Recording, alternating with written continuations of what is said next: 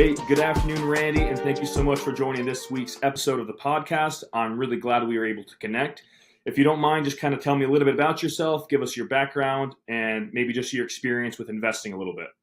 All right, great to be with you today, Peter. My name is Randy Shipman. I've been investing, going back close to 30 years, early 90s, right out of college. Made my first few investments, made a few mistakes, certainly made a few mistakes, but in the market consistently for about 30 years.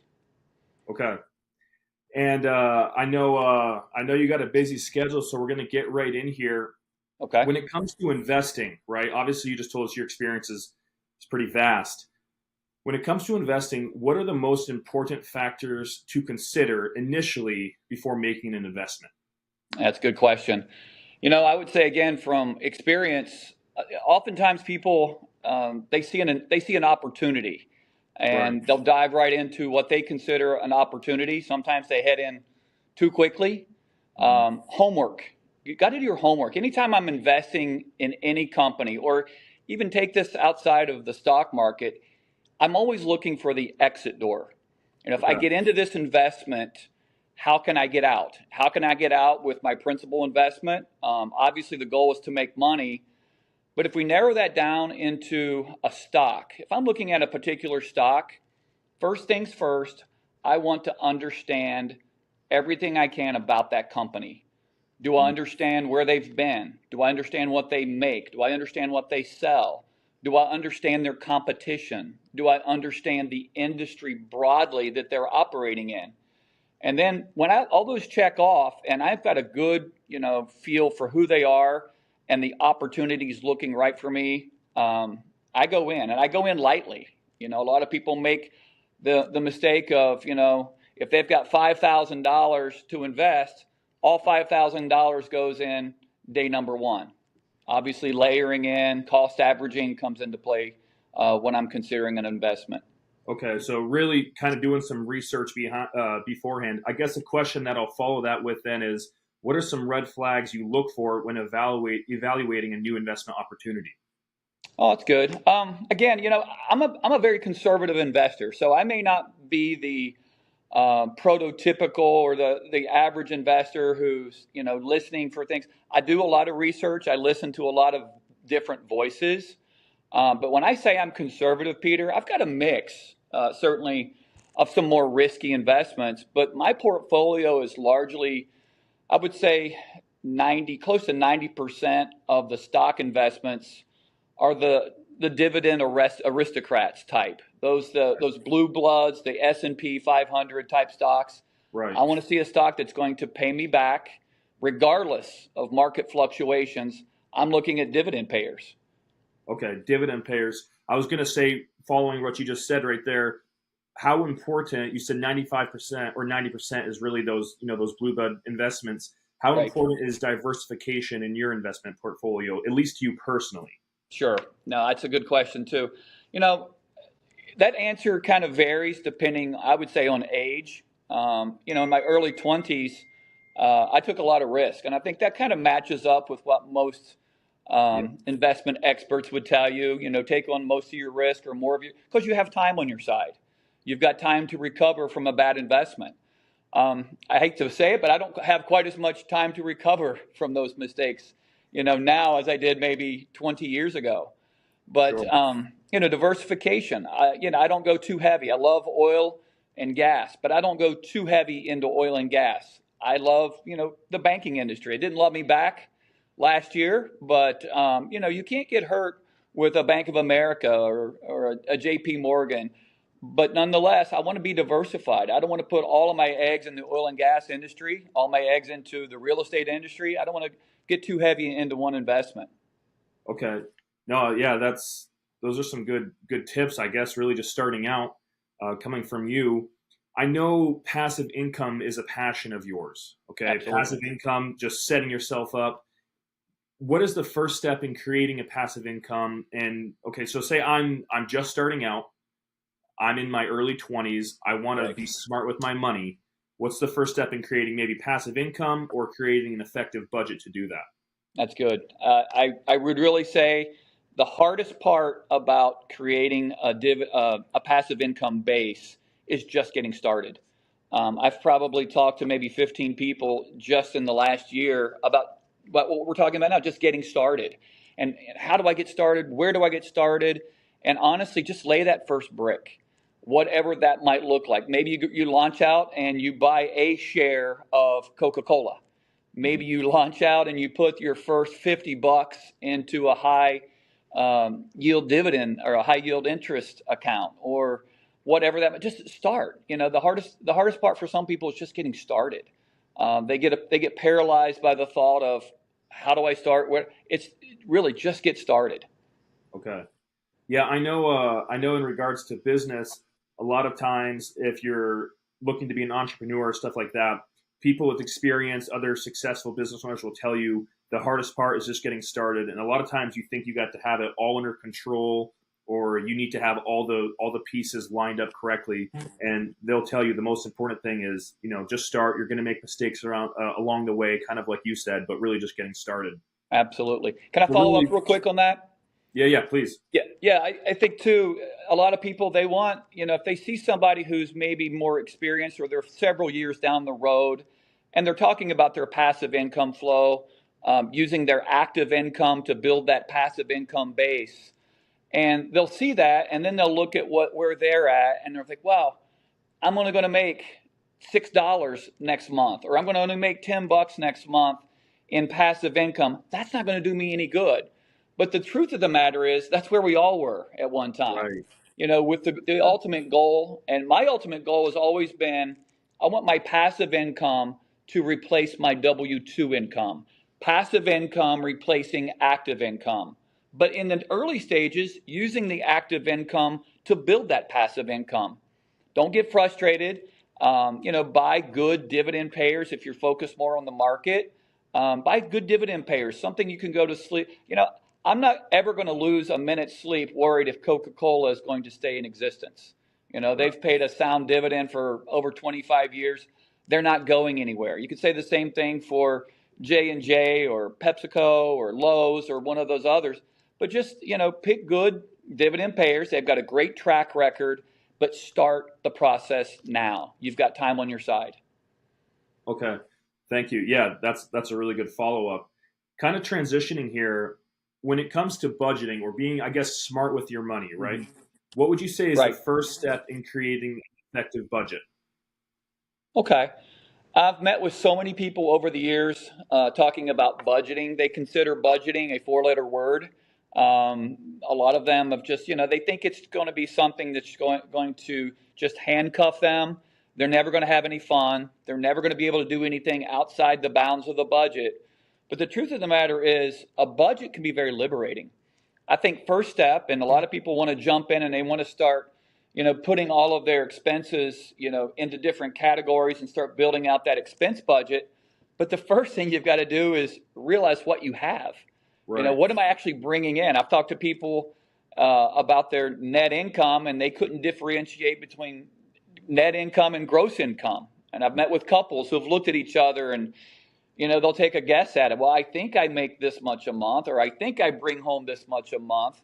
So the first assignment is just to understand exactly what you have to work with. Yeah, And then sure. I'm a big believer. Larry Burkett was the predecessor to Dave Ramsey, and that $0 base budgeting. Every dollar has a place in the budget. Of course, you don't want to start with the entertainment. You start with the stuff that's the necessities. Right. You got to have a roof over your head. You've got to have the necessities. You got to be able to eat, clothing, those types of things, and just build it out from there. Okay. This is a kind of an interesting question. I think you'll have a good answer for it. How can someone make budgeting a habit rather than a chore? I guess Okay. we're talking about liberating a little bit. Kind of expound on that for me. No, that's good. Nobody wants to live their life, at least nobody that I know wants to live their life uh, anxious about money. If it's the last thing you're thinking about before you go to bed at night, if it's that thing in your life that's waking you up, or it's that thing you just can't, you've got anxiety issues over it. Um, it's really liberating in the fact that I know at the end of the month I'm not going to have to reach for the credit card or revolving credit to Sure. make ends meet. When you've got more month than money, month after month after month, that's a problem. And you're building debt, you're not building wealth. And Yeah. so, to make it a habit, honestly, starting off, it's like anything in life that you launch off doing that's uncomfortable. It's going to take 3 to 6 months before it's a way of life. Yeah. When you interview people and talk to people on the front end of things, it's very uncomfortable, because they're having to curb things. They're having to say no to things that they've said yes to for maybe years or decades. You can't possibly, maybe for some people, they've got the higher income, things don't have to change too much. But if people are really anxious about money, there's probably an issue there of they're needing to get onto a monthly financial budget to curb those expenditures. Yeah, I was gonna kind of add to that. Maybe like you were talking about how building that over a period of time, it takes 3 to 6 months, really building that consistency and that kind of routine of discipline Yeah, where you might have to deny yourself, you might have to say no to stuff. I guess maybe what strategies can help reduce unnecessary expenses? that's If I'm good. trying to be smart, I might have to cut back on some things. What are some strategies to reduce those unnecessary expenses? Well, that's a great question. This is very old school. What I'm about to give you is very old school. I think you should refresh your budget anytime you have a big change, a big life change. You Okay. have a child. You certainly when you're getting married, maybe you're making a move across country into an area of the world geographically that's a lot more expensive. Just whatever hits your life that really changes your economic situation, it's time to do a reset with the budget. Early on, when my wife and I moved from Ohio to California, this just in, Southern California costs a little more money than Southern Ohio. Yeah, Okay, I so think I uh, know so. so Yeah. coming out here with three small kids and a housing market that literally was on steroids as far as price points, it was just crazy. We went old school, and this is something that I think both Larry Burkett and Dave Ramsey they would promote, and I think I borrowed it initially from Larry Burkett, and we put ourselves on a cash envelope system. Now, most everything, the mortgage, the car insurance, the utilities, those things don't, it's the areas where money sifts through your hands. It's that entertainment budget, it's that eating out budget, it's maybe Right. that clothing expenditure. And I think looking ahead, some people, it's like, December 25th is going to be Christmas again this year. It's Right. not going to sneak Yeah. up on anybody. Right. Um, That's pe- actually that's a good point. People tend to react to things on the calendar where you could have been planning for it all along, Yeah. and what happens is they feel the pressure to maybe do something a little more than they did last year, do something kind for a family member. Maybe it's a birthday, whatever the situation. And they reach for the credit card because again they don't have the cash or the money, the wherewithal to actually pay for it and walk away clean. Yeah, So basically, kind of going back to what we were saying about budgeting, if you're planning in advance for these things, it's not right, going to be a huge surprise.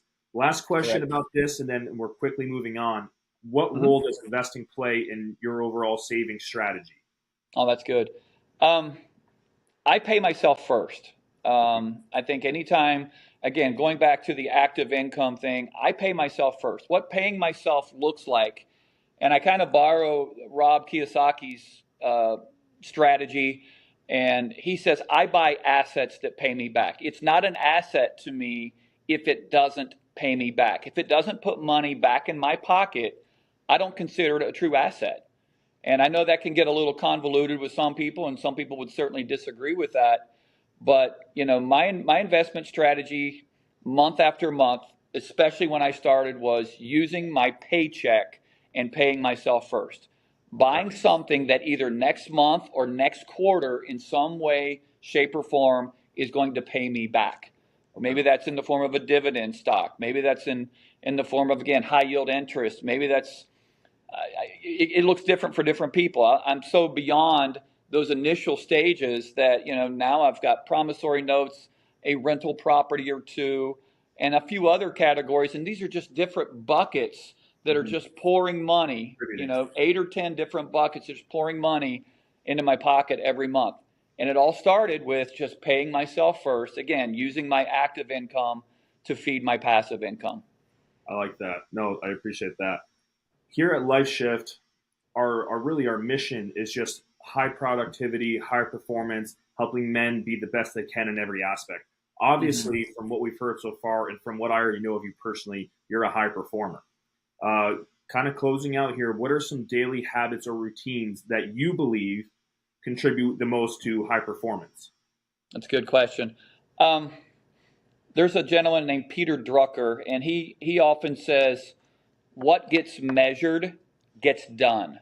What gets measured gets done. Now, you don't have to obsess about this, but I think in order to be a high performer, you've got to know. You've got to have at least some semblance or a real semblance of, hey, this is what I own. This is what's producing. This is not producing. And I track it. I mean, I'm a little old school with that. I use Excel. I use a few apps, but predominantly I go back to the old school method of Excel. I track everything. I don't obsess about it. I check in. I do look in every morning. I want to know what the market's doing. I have different, people I like to tune into and listen to. I'll do that once midday, and then I'll do it at the end of the day. Not obsessive, but just understanding, hey, what's my money doing? And then, of course, tracking it. If you've got a nest egg, a personal nest egg, I want to know, in tracking it, I want to know that it's grown over the last 3 months. I want to know that it's grown over the last 6 months. Again, what gets tracked or what gets measured gets done. I can get my hands around an investment calendar, and I can know when a stock's going X dividend, and if it's looking attractive to me that day, I might buy it just because I want that. I want to build that. It's a stock I love. It's one of my hit lists. I want to buy it, and I want to grow that passive income. Looking forward to the next month and the next quarter. Okay. How do you continuously improve and develop your skills? Whether obviously you're pretty tenured in investing now, but just in your daily life and your daily routines, right? How do you continuously improve and develop your skills? That's good. I like to listen to people that have differing opinions. As the older you get, the more I think entrenched you get into the idea that, hey, my way is the right way. My way's the highway. I don't need you. And that can get you in trouble because, market shifts. I think we're looking at a stock market like right now where we're seeing a little bit of maybe an industry shift or, from the NASDAQ's not fared well these last couple of days and maybe more of a shift back into something of the industrials. But I always listen to, there's a morning show that I like to check in with. I do some things repeatedly that, it's not trending necessarily, but there's 2 or 3 books that I read every year just to kind of bring me back to base, bring me back and kind of reset myself on some of the things that I may have not forgotten, but just maybe gotten away from.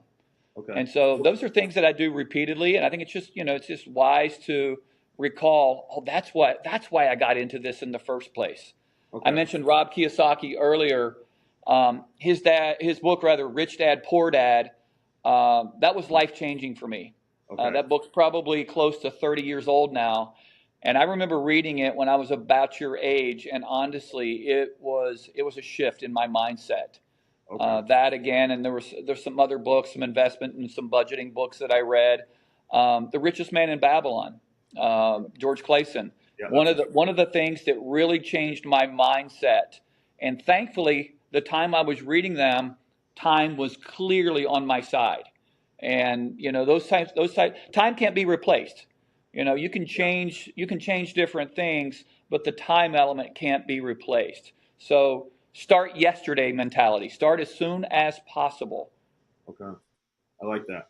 Yeah, we always ask for a book recommendation, so I like that. Rich Dad, Poor Dad, and then The Richest Man in Babylon is a great option as well. And really just improving your skills, keeping that open mindset, taking different opinions, constantly having, a growth mindset, you would say.